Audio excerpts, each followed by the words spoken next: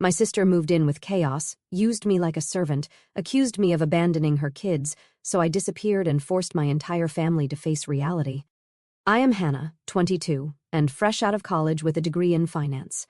For as long as I can remember, I have been the one with a plan. Graduate high school, get into a good college, land a decent job, and move out. It seemed simple enough, right? Well, life had other ideas. I graduated, got my degree, and then found myself right back where I started, my parents' house in a small Ohio town. Do not get me wrong, I love my parents, Lisa and Gary. They are good people who worked hard to give me and my sister Jessica a stable life. But moving back home was not exactly the dream I had been chasing for 4 years. The plan was to stay with them temporarily, just a few months while I job hunted and saved up enough to get my own place. It seemed logical, no rent, free food, and a chance to regroup while I figured out my next steps. I convinced myself it was a smart move, even if it stung my pride a little.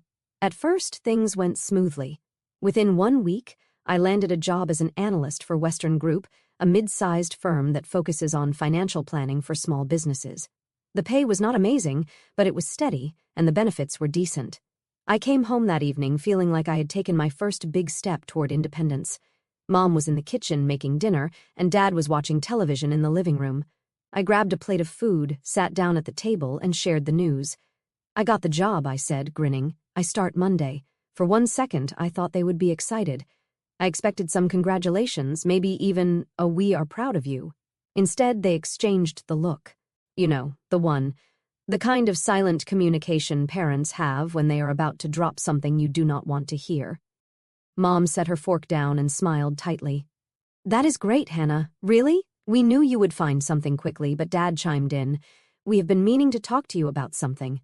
My stomach dropped. This was not going to be good. Mom sighed and folded her hands on the table.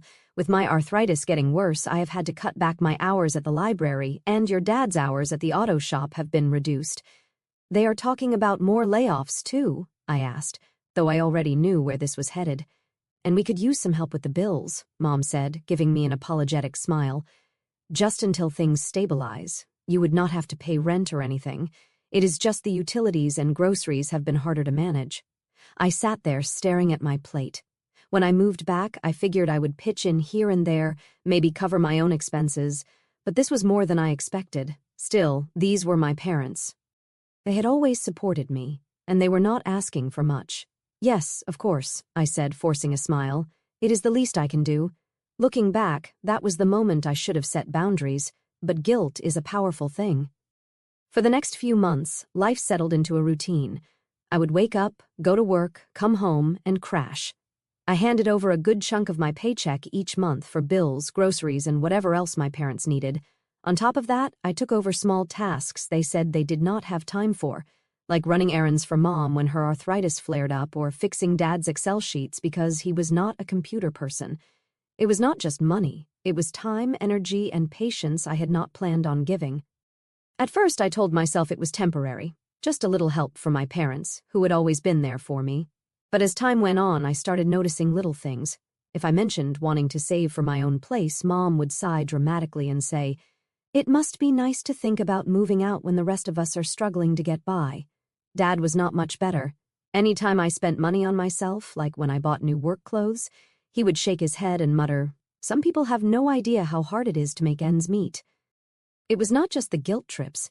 It was the complete lack of acknowledgement for everything I had given up. My friends had stopped inviting me out because I could never afford to join them.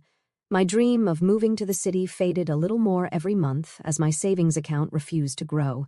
And when I told Mom I was considering taking a second job to save faster, her only response was, "Well, just do not let it interfere with what we need." That stung. What we need. I was pouring everything I had into holding this household together, and somehow it still was not enough. But I thought it was not malicious. Exactly. They were not mean or demanding, but the guilt trips were subtle and constant, like water dripping on a rock. Meanwhile, I started feeling stuck. I had originally planned to stay 3 months, 6 at most, but the more I helped out, the more they seemed to rely on me. The bills kept coming, and I kept paying, all while my dream of independence slipped further and further away. Still, I told myself it was temporary. I just needed to save a little more, and then I would be out. I even started looking at apartments in the city, imagining what it would be like to have a space of my own. But before I could take that next step, life threw me another curve. It was a Friday evening in late spring. I had just gotten home from work and was looking forward to a quiet night of Netflix and leftovers. Mom was in the kitchen and Dad was outside tinkering with the lawnmower. Everything seemed normal until the doorbell rang. I opened the door to find my older sister, Jessica, standing there looking frazzled. Behind her was Ryan, her husband, hauling in suitcases.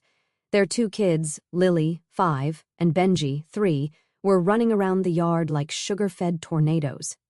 "Surprise," Jessica said with a big fake smile. I just stood there for 1 second, unsure what to say. Behind her, Ryan looked exhausted, lugging in suitcases and a duffel bag. "What is going on?" I finally asked, stepping aside as Jessica brushed past me like she owned the place. "We need a place to stay for a little while," she said, already heading for the living room. She plopped down on the couch and sighed dramatically. Ryan's consulting gig ended, and with my boutique slowing down, it has been hard to keep up with the rent. You know how it is, except I did not. I had no idea how you let things get bad enough to pack up your entire family and show up unannounced at someone else's house. Ryan finally made it through the door, his arms full. "Hey, Hannah," he muttered, barely making eye contact before heading upstairs with the bags. I was still standing there, frozen, when Mom rushed in from the kitchen, wiping her hands on her apron. "Oh, my babies are here," she exclaimed, pulling Jessica into a hug. "You poor things. You have been through so much. Do not you worry. We will take care of everything." Dad came in 1 minute later, carrying Benji under one arm like a football. "This one nearly gave me a heart attack," he said, setting him down. Benji then ran straight for the mower like it is a ride at an amusement park. Jessica laughed lightly, but I noticed she did not bother apologizing or even looking at Benji to tell him to knock it off. I stood there watching the scene unfold, feeling like I was in some kind of alternate reality. Within minutes, my parents were doting on Jessica like she was some sort of war hero who had survived a great battle. Mom was already talking about dinner plans and where they could set up the kids' beds, while Dad offered to move his tools out of the spare room so they could have more space. Meanwhile, I was invisible. That night, I sat in my room trying to focus on a budget spreadsheet for work, but all I could hear was the chaos downstairs. Lily and Benji were chasing each other up and down the hall, screaming at the top of their lungs. Jessica's voice carried from the living room as she recapped her latest business struggles to Mom. I took a deep breath and reminded myself this was temporary. A few weeks, at most. I could survive that. By the next morning, it was clear Jessica and Ryan were not going anywhere anytime soon. They unpacked every suitcase, filled up the closet in the spare room, and even commandeered a shelf in the pantry for the kids' snacks. And somehow, without anyone saying it outright, I became the designated babysitter. It started small. Jessica would casually ask me to keep an eye on Lily and Benji while she and Ryan ran to the store. "It will just be 1 hour," she would say, already grabbing her purse. But that hour always turned into 2 or 3. The weekends were worse. I would wake up on Saturday mornings hoping to relax, maybe catch up on some reading or Netflix, only to find Jessica and Ryan already dressed to go out. "We are meeting friends for brunch," Jessica would announce, handing me a list of kid-friendly activities she had printed from the internet. We should not be too long. By not too long, she meant most of the day. The first time I tried to push back, Jessica acted like I had just suggested leaving the kids in a ditch. "Hannah, it is just brunch. You do not even have plans. What is the big deal?" "I was planning to spend the day catching up on work," I said, pointing to my laptop. Jessica rolled her eyes. "You are just sitting there on your computer anyway. Cannot you do that with Lily and Benji in the room? You are being so dramatic." The worst was when Mom jumped in. "Hannah, honey," she said, lowering her voice like she was about to deliver some ancient wisdom. "Jessica works so hard and she deserves a little break now and then. You are young. This should not be that hard for you." "I work hard too," I shot back, but Mom just waved me off. "Of course you do, but you are single, sweetie. You do not understand how much pressure comes with having a family to take care of." It was like my own struggles did not even count because I did not have a husband and kids to stress over. No matter what I said, it always came back to how much harder everyone else had it. If I tried to set boundaries, I was being selfish. If I asked for a little space, I was making it all about me. And when Jessica and Ryan came home from their endless brunches or errands, they would act like they had just run a marathon. "You do not know what it is like out there," Ryan once said, flopping onto the couch like he had spent the day digging trenches instead of sipping mimosas. "It is exhausting. I wanted to scream, I do not know what it is like. I just spent 6 hours stopping Benji from eating Play-Doh while Lily demanded a snack every 5 minutes. But of course, if I brought that up, I was complaining too much. I spent those Saturdays watching Bluey and trying to stop Benji from throwing blocks at my face while Lily demanded snacks every 5 minutes. Mom and Dad conveniently disappeared during these marathon babysitting sessions, claiming they had errands to run or projects to finish in the garage. When I brought it up to Jessica later, she rolled her eyes. "Hannah, they are just kids. It is not that hard. Not that hard." Easy for her to say when she was not the one scrubbing crayon marks off the walls or trying to explain why eating Play-Doh is not a good idea. The worst part was how little anyone seemed to appreciate what I was doing. Every time I brought it up, Jessica acted like I was being dramatic. Ryan barely spoke to me unless he needed something, and Mom and Dad seemed to think this was all perfectly normal. "You are such a big help," Mom said one evening when I mentioned how tired I was. "It is good practice for when you have kids someday." The constant guilt trips were starting to wear me down. Every time I thought about saying no or setting firmer boundaries, I would hear Mom's voice in my head. Family helps family. But what about me? Did not I deserve to have my own life? It was not just the babysitting either. My paycheck, which had been enough to cover the bills for 3 people, was now stretched thin with 5 extra mouths to feed. The grocery bills doubled overnight, and the utilities shot up too. I tried bringing it up one evening after dinner. "Hey, Jessica, would you and Ryan be able to chip in for groceries this week?" She looked at me like I had just asked her to donate a kidney. "We are barely scraping by as it is, Hannah. You know that." Ryan nodded solemnly. "It is tough out there right now." I bit my tongue and let it go, but inside I was fuming. As the weeks turned into months, I started to feel like a prisoner in my own home. My bedroom became the only place I could escape, but even that was not safe. Lily and Benji loved to burst in uninvited, scattering toys and crumbs everywhere. It was clear to everyone except me that this was not temporary. Jessica and Ryan were making themselves too comfortable, and I was footing the bill, both financially and emotionally. I should have spoken up sooner, but every time I tried, I felt like the bad guy. I was constantly told I was overreacting or being selfish, so I stayed quiet. And then one evening, I overheard a conversation that changed everything. I was not trying to eavesdrop, but when you live in a house full of people who do not know the meaning of an indoor voice, it is impossible not to overhear things. I was sitting in my room one evening scrolling through job postings, anything to distract myself from the chaos downstairs, when I caught the tail end of a phone call Mom was having. "Yes, we are all going to Florida next weekend for Mary's retirement celebration. It will be so nice to have the whole family together for a proper send-off," Mom said with excitement. I froze. Florida retirement celebration. Whole family. I got up and walked into the hallway, craning my neck to see if I had misheard. Mom was still on the phone, pacing the kitchen with her back to me. "Of course, Hannah will be here to watch the kids. It just makes sense. No point in dragging them along to something they would not enjoy." Ah, there it was. The whole family would be going to Florida except for me. Apparently, I had already been volunteered to stay behind and play nanny. I went back to my room thinking, how could they just forget me? The more I thought about it, the angrier I got. It was not just the fact that I had not been told about the trip. It was that they did not even think to include me. I was not invited, was not asked if I could babysit, and was not even given a heads up. They just assumed because that is what my family did. The next few days were a blur of frustration and awkward silence. Jessica was busy shopping for vacation essentials, parading her new swimsuits and flip-flops around the house, while Lily and Benji wreaked havoc in the living room. Ryan talked non-stop about how much he was looking forward to kicking back on the beach. Mom, meanwhile, was in full-on planning mode, coordinating travel arrangements and double-checking her packing list. Dad, of course, went along with whatever she said, nodding at all the right moments, but not contributing much beyond an occasional grunt of agreement.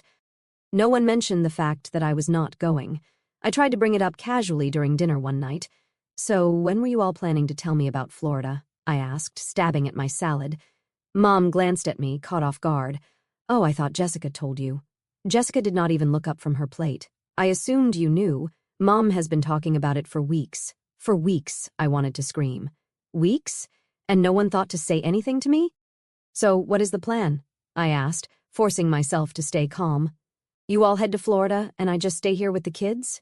"Well, yes," Mom said matter-of-factly. It just makes the most sense. The kids would not enjoy a retirement party, and someone needs to stay behind to look after them. You are so good with Lily and Benji, and it is not like you would want to come anyway. That last part stung. Why would not I want to come? I asked, trying to keep my voice steady. Jessica finally looked up, her expression somewhere between pity and irritation. It is a family trip, Hannah. Adults only. You would not even know anyone there besides Aunt Mary. And it is not like you are close to her. Dad chimed in, trying to smooth things over. We just figured this was the best arrangement for everyone. You will have the house to yourself for a few days, peace and quiet. Was he serious? How peaceful would it be chasing after two hyperactive kids all weekend while the rest of the family sipped margaritas on the beach? I dropped the conversation after that. It was clear they had already made up their minds, and nothing I said would change it. As the days ticked by, I felt more and more like an outsider in my own family. The excitement in the house was palpable. Jessica and Mom were constantly buzzing about outfits, itineraries, and which restaurants they would try in Florida. Even Ryan, who rarely showed any emotion beyond mild annoyance, seemed genuinely excited about the trip. Meanwhile, I was invisible. It was not just the Florida trip, though. That was a pattern. Since we were young growing up, Jessica was always the star. She was the cheer captain, the one whose achievements were celebrated with balloons and banners. I was the nerdy one. But that did not mean much when Jessica's trophies lined the shelves, and her face was front and center in every family photo. Even now, years later, nothing had changed. Jessica was still the golden child, and I was still the afterthought, the one they called when they needed something, the one they relied on but never really appreciated. I tried to distract myself by focusing on work, but it was hard to concentrate with Lily and Benji constantly barging into my room or screaming at each other over toys. Jessica's version of parenting seemed to involve handing the kids an iPad and letting them run wild. Ryan was not much better. He would plop himself on the couch and scroll through his phone while chaos unfolded around him. But things started to shift one afternoon when I overheard Jessica talking to Mom in the kitchen. It is just so nice to have Hannah around, she said. I do not know what we would do without her taking care of the kids. She is like the glue holding everything together. That is what I was to them. Glue, not a person with my own life and goals, but the glue holding their lives together. That was when I realized I could not keep doing this.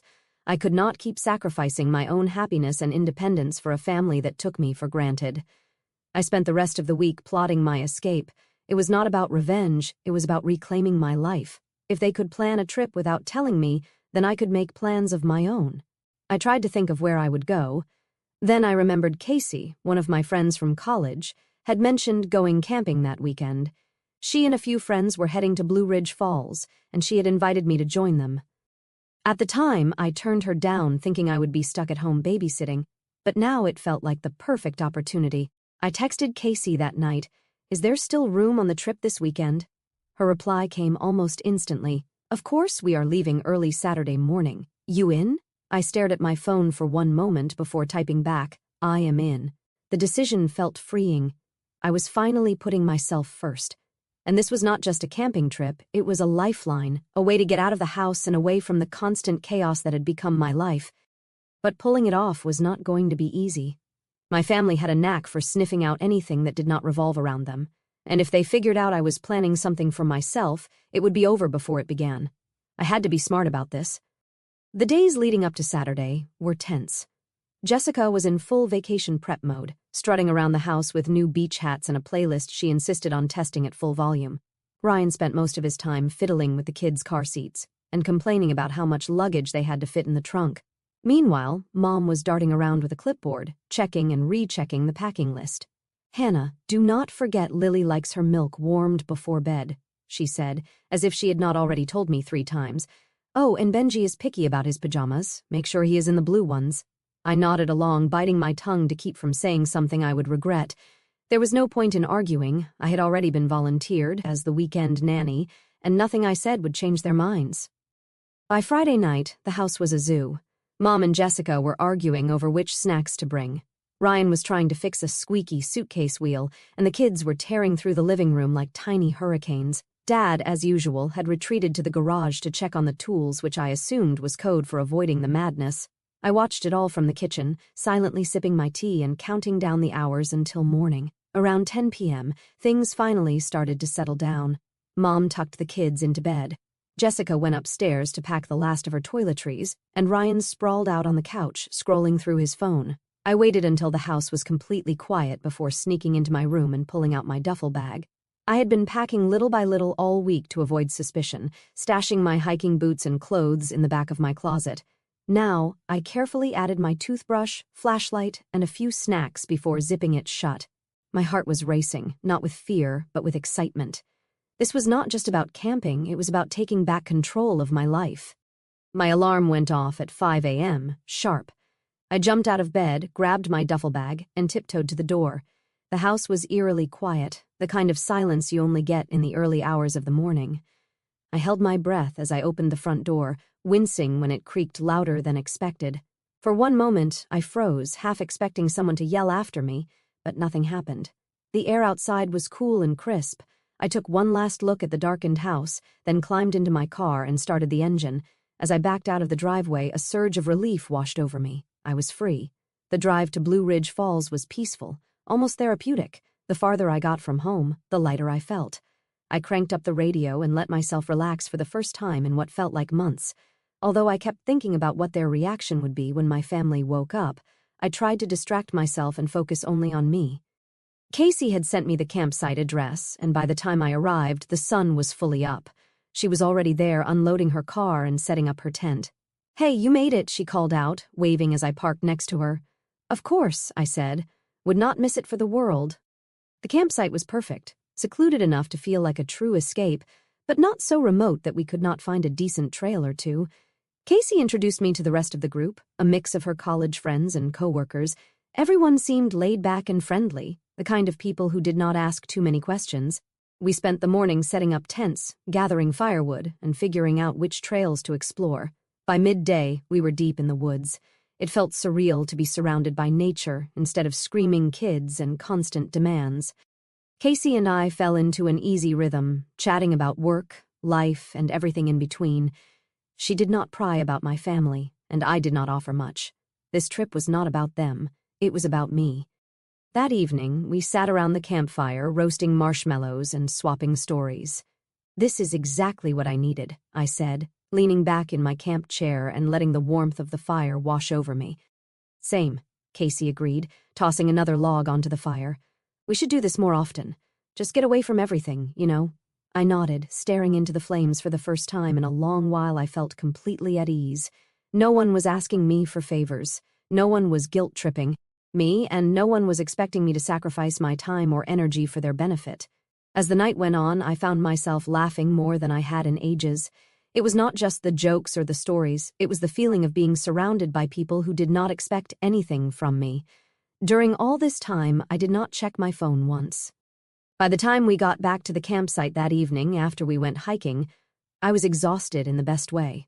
My legs ached, my face was sun-kissed, and my heart felt lighter than it had in months. I was not thinking about my family anymore, their expectations or their constant demands. I was thinking about me, what I wanted, where I was headed, and how I was going to get there. That was until I opened the front door. The house was a disaster. Toys were scattered everywhere. Plastic dinosaurs, crayons, and what looked like an empty bag of cereal spilled all over the couch. The faint smell of something burnt lingered in the air, and I could hear voices coming from the living room. "Hannah is here," Mom's voice called out, but it was not her usual warm tone. It was sharp, like she had been waiting to unleash something on me. I dropped my duffel bag by the door and walked into the living room. Mom, Jessica, Ryan, and Dad were all sitting there, their faces flushed with anger. Lily was crying loudly while Benji was curled up on the floor, clutching a juice box. "What is going on?" I asked, trying to keep my voice steady. "What is going on?" Jessica repeated, standing up and pointing a finger at me. "You disappeared without telling anyone. That is what is going on. I told you I was not babysitting this weekend," I said, crossing my arms. "You did not tell us where you were going or what the hell you were doing," Mom snapped, her face red. "We had no idea where you were. I am an adult. I do not need to check in," I shot back, my patience already wearing thin. "Well, when we realized you were not here with the kids, we panicked," Ryan added. Panic did not even begin to cover it. According to them, when they realized I was not in the house Saturday morning, they freaked out. My car was gone, my room was empty, and I had not left a note. Instead of assuming I had gone somewhere or taken a break, something I was long overdue for, they immediately jumped to the worst-case scenario. "We thought something had happened to you," Mom said, her voice trembling. "We even called Child Protective Services." That stopped me in my tracks. "You called Child Protective Services for what? For abandoning the kids?" Jessica yelled as if that was the most obvious thing in the world. "First of all," I said, raising my hand to cut her off, "I never agreed to watch your kids this weekend. You all decided that on your own without consulting me. Second, calling Child Protective Services on me for not being here is insane. What exactly did you tell them?" "Hi, we wanted to abandon our own kids with someone who did not agree to it, but now she is not home, so please arrest her." "Did they laugh before or after they hung up on you?" "That is insane. It was not insane when we did not know where you were," Mom started yelling. I could not take their nonsense anymore. "So, what happened when Child Protective Services showed up?" "They left after we explained everything," Jessica admitted, her voice quieter now. "But do you have any idea how embarrassing that was?" "Embarrassing?" I repeated, my voice rising. "You called Child Protective Services because I did not stick around to babysit your kids, and you are worried about embarrassment?" The argument spiraled from there. Jessica accused me of being selfish and irresponsible. Ryan muttered something about how I had let everyone down, and Mom kept going on about how I had abandoned my family. Dad, of course, just sat there shaking his head in disappointment like he always did when things did not go his way. By the time the yelling died down, I was too drained to fight anymore. I grabbed my duffel bag and went upstairs to my room, slamming the door behind me. The mess continued into Monday. I left early for work, not wanting to deal with any more guilt trips or accusations, but my phone was already blowing up with texts. "Mom, we need to talk about your behavior this weekend. Jessica, you really screwed us over, Hannah. Ryan, you owe the family an apology." I ignored them all. At work, I tried to focus, but the tension from the weekend was still hanging over me. My CO workers could tell something was off, but I was not about to unload my family drama in the middle of the break room. By the time I got home that evening, I was bracing myself for round 2. Sure enough, the moment I walked in, Mom was waiting for me in the kitchen. "We need to talk," she said, her arms crossed. "I am tired," I said, trying to walk past her. "Hannah," she said firmly, stepping in front of me, "this cannot wait." I sighed and set my bag down. "What now?" Mom's expression softened, but her tone was still sharp. "Your sister is hurt. She feels like you abandoned her when she needed you most." I stared at her dumbfounded. She needed me for what? To babysit her kids while she went on vacation? That is not my responsibility, Mom. "You should do your part as a member of this family," she said, her voice laced with disappointment. "Funny how that only applies to me," I shot back. "When has Jessica ever helped me? When has anyone helped me?" Mom opened her mouth to respond, but no words came out. "Exactly," I said, grabbing my bag and heading upstairs. The next few days were tense. Jessica barely spoke to me, and when she did, it was only to make passive-aggressive comments about how hard it was to find good babysitters these days. Ryan stayed out of it, which was probably for the best, but the silence from him was almost worse than the arguing. Mom and Dad tried to act like nothing had happened, but every conversation was laced with guilt. "We are a family," Mom would say at random, as if that was enough to fix everything. I knew I could not stay much longer. The house felt more suffocating than ever, and no amount of space or time was going to make this better. One evening, as I was folding laundry, Dad knocked on my door. "Can we talk?" he asked, his voice quieter than usual. "Sure," I said, though I was not exactly in the mood for another lecture. He stepped inside and sat on the edge of my bed, looking down at his hands. "Look, I know things have been rough lately, and I know you feel like we have been unfair to you." I stayed silent, waiting for him to continue. "But your mom and I are just trying to keep everyone together," he said. "This family has been through a lot, and we are all trying to do our best."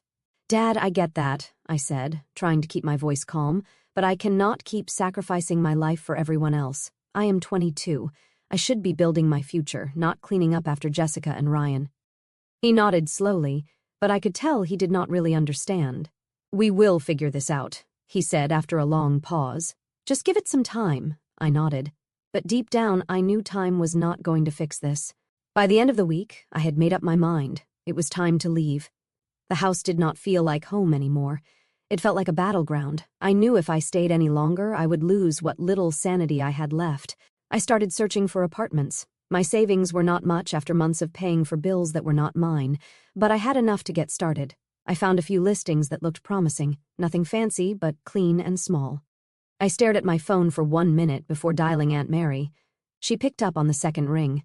"Hannah, how are you, sweetheart?" she said, her voice warm and familiar. "Hey, Aunt Mary." "I am okay, I guess," I replied, unsure how to start this conversation. She immediately caught the hesitation in my tone. "What is going on? Is everything all right?" "Not really," I admitted. "I do not know if you heard, but I did not go to your retirement trip." "I noticed," she said. "Your mom said you were staying behind to help with the kids." I thought that sounded odd. "Why did not you come?" I could not help but laugh bitterly because no one told me about it. They just assumed I would babysit like always. Aunt Mary was quiet for 1 moment before letting out a sharp breath. "That does not surprise me, unfortunately. Your mom mentioned how much you have been helping out, but it sounds like they have been taking advantage of you." "Yes, you could say that," I said. "I am actually thinking about moving out, but I am not sure how to handle the fallout." "Well, sweetheart, you have done more than enough. You are young. You should not be tied down like this. Move out, set boundaries, and let them figure out their own mess. It is not your responsibility to fix everything for them."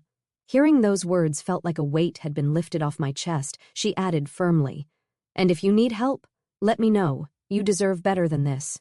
That conversation gave me the push I needed. The next morning, I informed the landlord that I would no longer be contributing to the rent starting next month and that my parents would need to take over. It was a step I had been hesitant to take, but one I knew was necessary. After that, I spent the day packing. I did not bother telling anyone yet. There was no point in starting another argument before I was ready to leave. I boxed up everything I could fit in my car, and the rest could wait. That evening, I came downstairs for dinner, ready to drop the bomb. The tension was already high. Jessica had barely spoken to me all week, and Mom had been hovering like a storm cloud. "Can we talk?" I said, setting my fork down. Mom looked up, wary. "What is it, Hannah?" "I am moving out," I said plainly. The silence was deafening. Jessica's fork clattered onto her plate, and Mom's jaw dropped. Even Dad looked surprised, though he quickly masked it with his usual frown. "You are what?" Mom asked, her voice shaking. "I am moving out," I repeated. "I have already found a place, and I will be leaving by the end of the weekend." "But you cannot just leave," Mom said, her voice rising. "We need you here. The bills, the kids are not my responsibility," I interrupted. "I have been paying for this house, babysitting Jessica's kids, and putting my life on hold for months. It is time for me to live my own life." Jessica scoffed. "Wow, so you are just going to abandon us? How selfish can you be?" I turned to her, my patience officially gone. "Selfish, Jessica? You have been living here, rent-free, dumping your kids on me every chance you get, and contributing absolutely nothing. If anyone is selfish, it is you." "That is enough, Hannah," Dad said sternly. "No, it is not enough," I snapped. "I have done everything you have asked and more, and all I have gotten in return is guilt trips and disrespect. I am done." Mom's face crumpled, but I did not let it sway me. "I have already told the landlord I will not be contributing to the rent anymore," I added. "So you will need to figure that out too." Jessica looked like she might explode. "Are you kidding me? You are just going to leave us with all the bills? How are we supposed to manage without you?" "Not my problem," I said, echoing her own words from months ago. The next morning, I loaded the last of my boxes into my car. Mom stood on the porch looking heartbroken, but she did not say anything. Dad stayed inside, avoiding the whole thing, and Jessica, she did not even bother coming downstairs. As I pulled out of the driveway, I felt a mix of emotions, but mostly I felt free. The first few days in my new apartment were surreal. Mom tried calling a few times, but I did not answer. I was not ready to deal with her yet. Jessica sent a few angry texts accusing me of abandoning the family, but I blocked her number. Aunt Mary, on the other hand, called to check in. "I am proud of you, sweetheart," she said. "It is not easy to stand up for yourself, especially with family, but you did the right thing." "Thanks, Aunt Mary," I said, smiling. "I think so too. It has been a few months now, and life is finally starting to feel normal." I have reconnected with old friends, picked up some new hobbies, and even started saving for a trip to Europe next year. As for my family, I have kept my distance. Mom still sends the occasional guilt-laden text, but I have stopped letting it get to me. Jessica and I have not spoken since I left, and honestly, I am fine with that. I know they are struggling to adjust, but that is not my responsibility anymore. I have spent enough of my life putting them first. It is time to put myself first for a change. And you know what?